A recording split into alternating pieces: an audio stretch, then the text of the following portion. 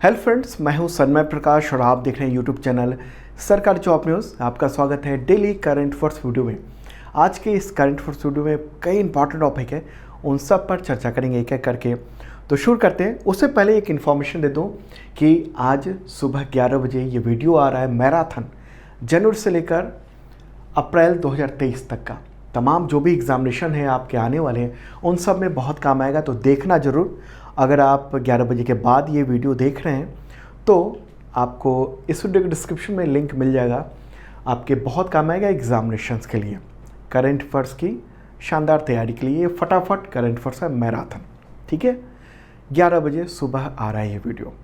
वैसे आप इस वीडियो के डिस्क्रिप्शन में चेक कर लेना, वहाँ लिंक मिल जाएगा आपको। तो शुरू करते हैं दोस्तों, और पहला क्वेश्चन आज के इस करंट अफेयर्स का। सिप्री की ताज़ा रिपोर्ट आई है, उसके मुताबिक 2022 वर्ष 2022 में ग्लोबल मिलिट्री खर्च में भारत किस स्थान पर, रैंकिंग क्या है इंडिया की। ये रिपोर्ट अभी जारी हुई है अप्रैल 2023 में, ठीक है। आंसर का इसका फोर्थ स्थान है इंडिया का, चौथा स्थान है, मतलब पूरी दुनिया में जो मिलिट्री में खर्च हो रहा है उसमें फोर्थ स्थान इंडिया का है। तो ये रिपोर्ट है 2022 का डेटा है, लेकिन अप्रैल 2023 में ये रिपोर्ट जारी हुई है। अगला क्वेश्चन लेते हैं, फिर डिटेल बात करेंगे इसके बारे में। तो क्वेश्चन होगा, सिप्री की ताज़ा रिपोर्ट, उसके अनुसार वर्ष 2022 में ग्लोबल मिलिट्री खर्च में पहले स्थान पर कौन सा देश है, फर्स्ट पोजीशन पे। आंसर होगा इसका अमेरिका, ठीक है, अमेरिका। सिप्री फुल फॉर्म क्या है उसका, Stockholm International Peace Research Institute, तो उसी ने ये रिपोर्ट जारी की है।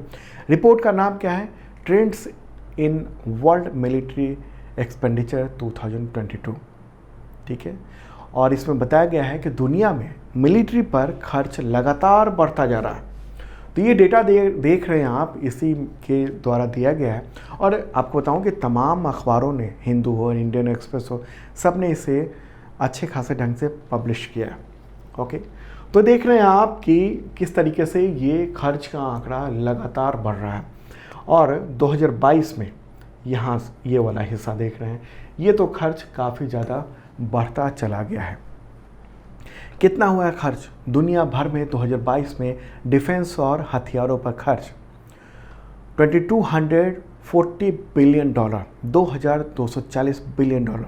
अगर रुपए में काउंट करेंगे इसे तो 183 लाख करोड़ रुपए खर्च हुए, 183 लाख करोड़ रुपए एक साल में पूरी दुनिया में, बहुत बड़ी रकम है। तो 2022 में ग्लोबल मिलिट्री खर्च में वास्तविक रूप से 3.7% की बढ़ोतरी देखी गई है। ये पूरी दुनिया में अब तक के मिलिट्री पर जो खर्च हुआ है उसमें सबसे ज़्यादा है, ठीक है। तो ये सालाना जो रिपोर्ट है सिप्री की, उसके द्वारा दिया गया। सिप्री की जो रिपोर्ट होती है पूरी दुनिया में बहुत उसकी वैल्यू होती है, ठीक है। और हम बात कर रहे थे कि किसकी क्या पोजीशन है। तो आप देखिए, दुनिया में जितना मिलिट्री पर खर्च हो रहा है उसका 39% अकेले अमेरिका खर्च कर रहा है, इतना सारा हिस्सा।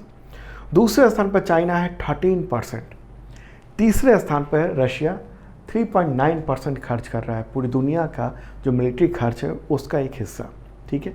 और फोर्थ स्थान पर है इंडिया, 3.6% खर्च कर रहा है पूरी दुनिया के जो डिफेंस एक्सपेंसेस हैं उसमें। और इस रिपोर्ट में ये कहा गया है कि रूस यूक्रेन का जो युद्ध हुआ है उसकी वजह से मिलिट्री खर्च में बढ़ोतरी हुई है बहुत तेज़ी से। क्यों, क्या वजह है? देखिए, इस युद्ध की वजह से एक साल में 13% की बढ़ोतरी देखी गई है डिफेंस बजट में, जो कि पिछले 30 वर्षों में सबसे ज़्यादा है। और आपको पता होना चाहिए कि जो रूस ने हमला किया यूक्रेन पर, उसके बाद से तमाम यूरोपीय देश जो है ना, उन सबको खतरा महसूस हुआ, उन सब ने अपना मिलिट्री खर्च बहुत तेज़ी से बढ़ाया। तमाम तरह के हथियार, गोला बारूद, फाइटर जेट प्लेन, इन सब को ख़रीदा है। और इसकी वजह से मिलिट्री खर्च जो है देखने को मिला है कि काफ़ी ज़्यादा ऊपर बढ़ता चला गया, ओके। अब देख लेते हैं कि टॉप 5 जो मिलिट्री खर्च है वो कितना कितना हुआ है। नंबर 1 अमेरिका, पहले मैंने बताया, तो 877 बिलियन डॉलर यानी तकरीबन 71 लाख करोड़ खर्च कर रहा है। दूसरे स्थान पर चीन है, वो रुपए में अगर कहेंगे तो तकरीबन 23 लाख करोड़ रुपए। थर्ड स्थान पर रूस है, तकरीबन 7 लाख करोड़ रुपए। इंडिया तकरीबन 6 लाख करोड़ रुपए। और फिर सऊदी अरब है 5वें स्थान पर, लगभग 6 लाख करोड़ रुपए उसका भी ये है। ओके, भारत में मिलिट्री खर्च की बात करेंगे तो ये जो आंकड़ा है ये इम्पॉर्टेंट है, 81.4 बिलियन डॉलर, लगभग 6 लाख करोड़ रुपए। और ये 2021 की तुलना में 6% ज़्यादा है इंडिया ने जो खर्च किया है वो। चीन का मिलिट्री खर्च भारत से ज़्यादा है, आप देख रहे हैं। तो अब बात करते हैं सिप्री की, जिसने ये रिपोर्ट जारी की है और ये बताया है कि कितना खर्च बढ़ता जा रहा है। सिप्री का फुल फॉर्म मैंने पहले बताया था, Stockholm International Peace Research Institute. इसकी स्थापना हुई थी 1966 में। मुख्यालय कहाँ पर है? स्टॉकहोम स्वीडन में। और चेयरपर्सन है स्टीफन लोफवेन। अगला क्वेश्चन लेते हैं, मुरकोथ वेंगाकांडी शंकरन यानी MV शंकरन, तो उनका निधन हो गया 23 अप्रैल 2023 को। तो वे किस लिए जाने जाते थे, किस वजह से? आंसर होगा सर्कस। आपने नाम सुना होगा सर्कस का, जेमिनी सर्कस। तो इन्होंने ही जेमिनी सर्कस को चलाया हुआ था और काफ़ी इतना नाम किया था। इनको जेमिनी शंकरन के नाम से भी जाना जाता है और भारतीय जो सर्कस है उसके अग्रदूत के तौर पर इनको जाना जाता है। 99 ईयर के थे और उम्र संबंधी समस्याओं से जूझ रहे थे। ठीक है, तो जेमिनी सर्कस, इसके अलावा कई और सर्कस उन्होंने चलाए और काफ़ी ज़्यादा नाम था इसका। ठीक है, चलिए आगे बढ़ते हैं। अगला क्वेश्चन, मन की बात के 100 एपिसोड पूरे होने पर परमेश्वर नरेंद्र मोदी कितने रुपए का स्मारक सिक्का जारी करेंगे? आंसर होगा इसका 100 रुपीज़ का। ठीक है, न्यूज़ देख रहे हैं आप द हिंदू के बिजनेस लाइन में, और इसके अनुसार 30 अप्रैल को मन की बात के 100वां एपिसोड होगा और इसी दौरान परमेश्वर नरेंद्र मोदी 100 रुपये का सिक्का जारी करेंगे।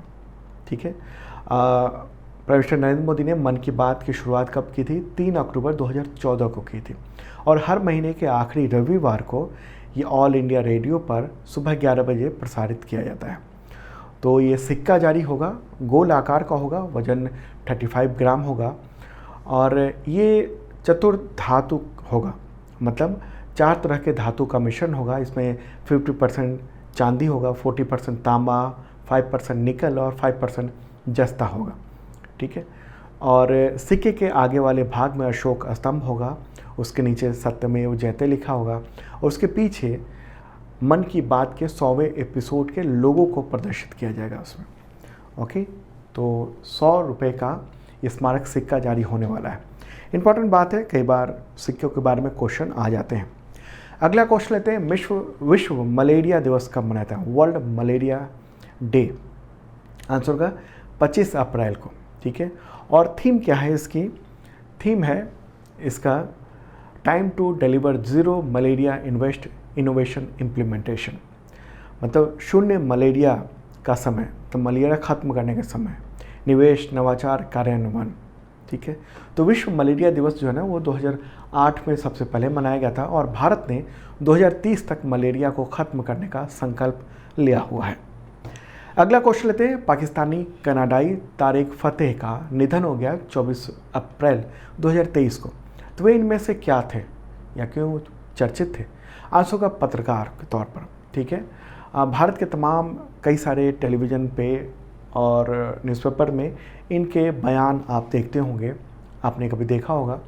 काफ़ी लंबे समय से ये कैंसर से पीड़ित थे और इनका जन्म हुआ था 20 नवंबर 1949 को। 73 ईयर के थे और इनको इस्लामी चरमपंथी और पाकिस्तानी प्रतिष्ठानों के उसकी आलोचना के लिए जाना जाता है। ठीक है, इम्पॉर्टेंट बात है। तारिक फतेह का परिवार मुंबई से था, लेकिन विभाजन के बाद परिवार कराची चला गया था। ओके, तो एक इम्पॉर्टेंट न्यूज़ भी आप देख रहे हैं। अगला क्वेश्चन लेते हैं, अंग्रेजी भाषा दिवस कब मनाया जाता है? आंसर होगा 23 अप्रैल को। ठीक है, और इस बार की थीम क्या है? English as a global language and English and creativity.